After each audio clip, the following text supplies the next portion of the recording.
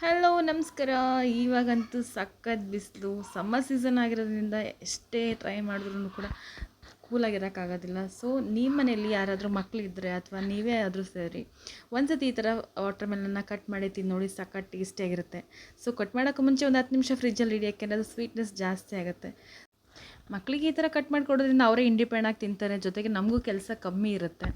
So ನೀವೇ ನೋಡಿ, ಸಖತ್ ಟೇಸ್ಟಿಯಾಗಿ ಕಾಣಿಸುತ್ತೆ, ಸಖತ್ ಕಲರ್ಫುಲ್ ಆಗಿದೆ. ಆ್ಯಂಡ್ ನಮ್ಮ ಭಾವನ ಮಗಳಿದ್ದಾಳೆ ತುಂಬಿ, ಸೊ ಅವಳ ರಿಯಾಕ್ಷನ್ ಹೆಂಗಿರುತ್ತೆ ಅಂತ ನೋಡಿ.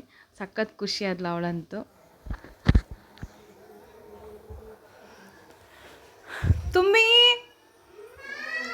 ಬಾ ಬಾ ಬಾ, ಕಣ್ಣು ಮುಟ್ಟು ಕಣ್ಣು ಮುಟ್ಟು ಕಣ್ಣು ಮುಟ್ಟ.